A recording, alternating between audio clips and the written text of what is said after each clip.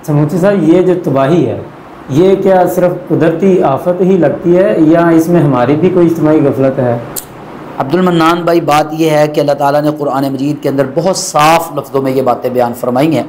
اللہ رب العالمین نے فرمایا ما اصابک من حسنۃ فمن اللہ، جو بھی اچھی چیز ملے وہ اللہ کی طرف سے ہے۔ وما اصابک من سیئۃ فمن نفسک، اور جب بھی کوئی تکلیف آئے، کوئی مصیبت آئے، کوئی پریشانی آئے، کوئی دکھ آئے، کوئی تکلیف آئے، وہ تمہاری اپنی طرف سے ہے، یعنی انسان کے اپنے گناہوں کا، بد عملیوں کا نتیجہ ہے۔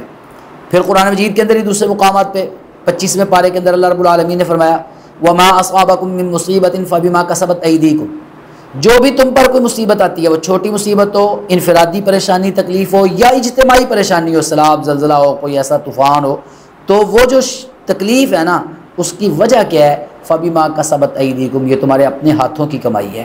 اور 21ویں پارے کے اندر تو اللہ رب العالمین نے مزید اس کو اس طرح بیان کیا ہے ظہر الفساد فی البر والبحر بما کسبت ایدی الناس، بر و بحر کے اندر جو فساد ہوتا ہے، خشکی پہ جو فساد ہوتا ہے، خشکی کا فساد کیا ہے؟ لڑائیاں، قتل و غارت، ایک دوسرے کی جان کی دشمنی، حسد، بغض، عداوتیں، نفرتیں، کینے۔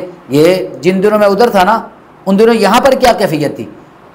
ایک دو بھائی جا رہے ہیں کوٹ رادھا کشن کی طرف، آپ نے بھی خبریں سنی ہوں گی، کیلے خریدے ہیں، 30 روپے سے جھگڑا ہوا ہے، 2 بھائیوں کو مار مار کے شہید کر دیا، انہوں نے قتل کر دیا۔ یہ ہے فساد فی البر۔ اور باہر کے اندر فساد کیا ہے؟ پانیوں کی طغیانی، پانی بے قابو ہو جاتے ہیں، دریا بفر جاتے ہیں، طغیانیاں آ جاتی ہیں۔ تو کس وجہ سے آتی ہیں؟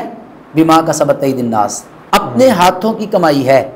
تو عبد المنان بھائی، یہ تو بات بلا شبہ طے شدہ ہے کہ اس وقت ہمارے معاشرے کے اندر، ہماری قوم کے اندر ہر وہ گناہ آ چکا ہے جس ایک ایک گناہ کی وجہ سے اللہ رب العالمین نے پچھلی پوری قوم تباہ کی ہے۔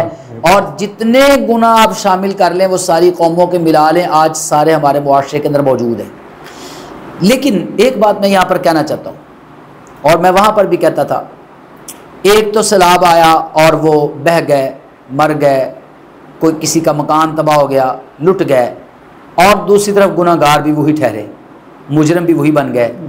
ہماری زبانوں کے جو تیر ہیں وہ اسی طرف چلنے لگے، جی عذاب ہے، عذاب ہے، عذاب ہے۔ تو سوال ہوتا ہے پتہ نہیں کتنے مجرم ہیں وہ۔ حالانکہ اگر دیکھا جائے ہمارے شہروں کے اندر، یا ہم لاہور کے اندر بیٹھے ہوئے ہیں، یہاں پر گناہوں کے وسائل بھی زیادہ ہیں، مواقع بھی زیادہ ہیں، ہوتے بھی زیادہ ہیں، اور وہاں پر وسائل، مواقع بہت کم ہیں۔ لیکن اس کے باوجود ایک بات ضرور ہے کہ جب اتنے بڑے بڑے عذاب آتے ہیں نا، جن کے اندر بستیاں تباہ ہو جاتی ہیں، تو پھر وہاں پر یہ نہیں ہوتا کہ کون نیک ہے، کوئی بد، کون بد ہے۔ اللہ رب العالمین نے قرآن مجید میں بھی فرمایا نا وَاتَّقُوا فِتْنَةً لَا تُصِيبَنَّ الَّذِينَ ظَلَمُوا مِنْكُمْ خَاصَّةً، ان فتنوں سے، عذابوں سے بچ جاؤ جو صرف ظالموں کو نہیں پہنچتے، وہاں پر نیک بھی آ جاتے ہیں۔ تو ہم یہاں پر اس کی 2 کیٹیگریز بنا لیتے ہیں، ایک ہے آزمائش اور ایک ہے عذاب۔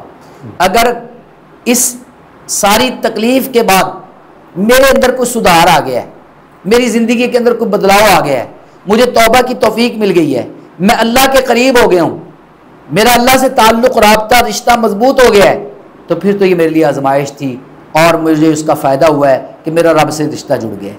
اور اگر میرا اب بھی رشتہ رب سے نہیں جڑا، اب بھی میرے اندر وہی خامیاں، خرابیاں، وہی ساری تکلیفیں، وہ سارا کچھ وہی کر رہا ہوں، کوئی تبدیلی نہیں آئی، اولا يرون انهم يفتنون في كل عام مرة او مرتين ثم لا يتوبون ولا هم يذكرون، کیا یہ دیکھتے نہیں ہیں کہ ہر سال کے اندر 1 بار یا 2 بار ان پر تکلیفیں، آزمائشیں، پریشانیاں، دکھ آتے ہیں، ثم لا يتوبون، پھر تو نہ ہی توبہ کرتے ہیں، ولا هم يذكرون، نہ ہی نصیحت حاصل کرتے ہیں، اپنے آپ کو بدلتے بھی نہیں ہیں۔